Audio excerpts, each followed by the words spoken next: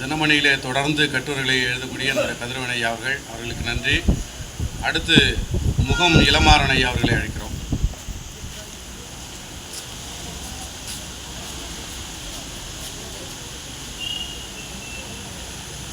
அனைவருக்கும் வணக்கம். இது ஒரு இரங்கல் நிகழ்ச்சி இருந்தாலும் கூட நம் மனத்திலே ஆழமாக பதியக்கூடிய நிகழ்ச்சியாக இந்த நிகழ்ச்சியை தமிழியலன் அவர்கள் ஏற்பாடு செய்திருக்கின்றார். அவருடைய தந்தையார் ராம சண்முகனார் அவர்கள் இறந்தபோது உடனே எனக்கு அந்த செய்தி தெரியாது. ஏனென்றால் புலனத்தை அப்பொழுது நான் பார்க்கவில்லை. ஆனால் பலரும் அதில் பதிவு செய்திருந்தார்கள். ஒரு வாரம் கழித்து பார்க்கும் பொழுது ஐயா அவர்கள் ஒரு தந்தையை நினைத்து ஒரு கவிதை எழுதியிருந்தார். கவிதை அருமையாக இருக்கிறது என்று விரட்டி பார்த்து கொண்டு வரும்போது தான் பலரும் அதற்கான பின்னூட்டங்களை அணிவித்திருந்தார்கள். அப்பொழுது என் மனத்துக்குள்ளே ஒரு குறை, ஐயோ நமக்கு வேண்டியவருடைய தந்தை இறந்து விட்டாரே, ஒரு வார காலமாக நம்ம என்ன என்று கேட்காமல் இருந்து விட்டோமே என்று அவருக்கு தொலைபேசியில் பேசினேன். மன்னித்து விடுங்கள் என்று. பரவாயில்லையா, அது எல்லோரும் பலரும் பார்க்க முடியாது, ஆனால் நிறைவாக இருந்தது, நான் ஊருக்கெல்லாம் போய்ட்டு ஊரில் தான் இருக்கிறேன், கடலூரில் தான் இருக்கிறேன் என்று அது பெருந்தன்மையோடு எடுத்துக்கொண்டார் பாருங்கள். அது அவர் என்னுடைய இதயத்தில் அவர் ஆழமாக பகிர்ந்திருக்கின்றார். இங்கே சிவகுமார் அவர்கள் பேசும்பொழுது, உளவியல் அறிஞர் பேசும்பொழுது 7 தலைமுறையினுடைய அணுக்கள்லாம் சேர்ந்து தான் இறுதியிலே ஒருவர் உருவாகி இருக்கின்றார்.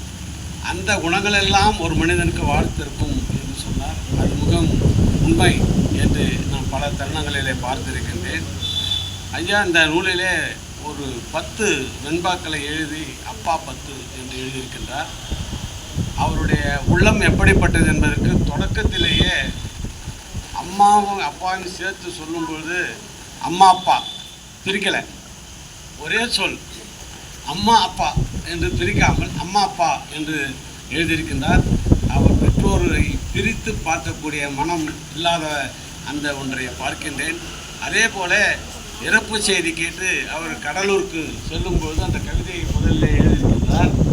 என்ன எப்பொழுதும் போல் கடலூருக்கு தாமதமாக வந்து கொண்டிருக்கின்றேன், ஒரு முறை எழுந்து திட்டுவீர்கள் என்ற நம்பிக்கையோடு என்று கேட்கிறார். ஆக இந்த திட்டு என்பது, கோபம் என்பது அன்பின் வயப்பட்டது என்பதை பல இடங்களிலே அவர் பதிவு செய்திருக்கின்றார். அவருடைய அன்புக்கு நான் ஒரு சிறு சான்றாக இருக்கின்றேன்.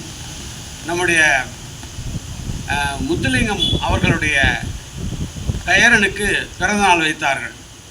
அன்றைக்கு தமிழியலனும் அவருடைய மகள் தமிழ் முல்லையும் வந்திருந்தார்கள்.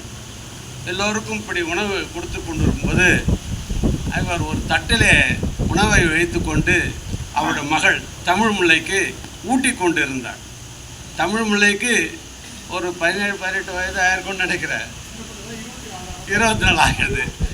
அந்த வயதில் அந்த தன்னுடைய குழந்தை தான் நாமளாக இருந்தால், நானாக இருந்தால் நிச்சயமாக அச்சப்படுவேன், சீக்கிரம் சாப்பிட்டு வாமா அப்படின்னா சொல்லுவேன். ஊட்டி கொண்டு என்னுடைய மனைவி கேட்டாங்க, என்னங்க இது நல்லா இல்லை, இது பார்க்குறதுக்கு நியாயமாக இது, இந்த குழந்தை வயசுலேயும் ஊட்டிக்கிட்டு இருக்கீங்களே. நான் எப்பவும் ஊட்டுவேனே அப்படின்னு சொன்னார். அந்த அம்மாவும் அவங்க மகளும் அழகாக வாங்கிட்டு வேறு ஏதோ படிச்சுக்கிட்டு வாயில் வாங்கிட்டு சுவைத்து சாப்பிட்டார்கள். என்ன சொன்னால் அவருடைய அன்பு என்பது இங்கே பேசும்போது சொன்னார்கள், குடும்பத்தை ஒன்றிணைத்து செல்லுகின்ற ஒரு அற்புதமான ஆற்றல் மிக்க மனிதர் என்று சொன்னார்கள். குடும்பத்தை மட்டுமல்ல, இந்த தமிழ் குடும்பத்தையும் ஒன்றாக இணைத்து சேர்த்து அழைத்து செல்கின்ற பெருமகனார். அதனால்தான் இன்றைக்கு ஒரு தொலைபேசியிலே சொன்ன உடனே இத்தனை பேர் வந்திருக்கிறார்கள் என்று சொன்னால் அது அவர் மீது வைத்திருக்கின்ற அன்பு, அவர் நம் மீது வைத்திருக்கின்ற அன்பு. இந்த நினைவேந்தல் கூட்டத்தில் அவரை நாம் பின்பற்றுவதற்கான சில செய்திகளை நாம் சுமந்து செல்ல வேண்டும் என்ற நினைவோடு எனக்கு வாய்ப்பளித்தமைக்கு நன்றி பாராட்டி விடைபெறுகிறேன். நன்றி, வணக்கம்.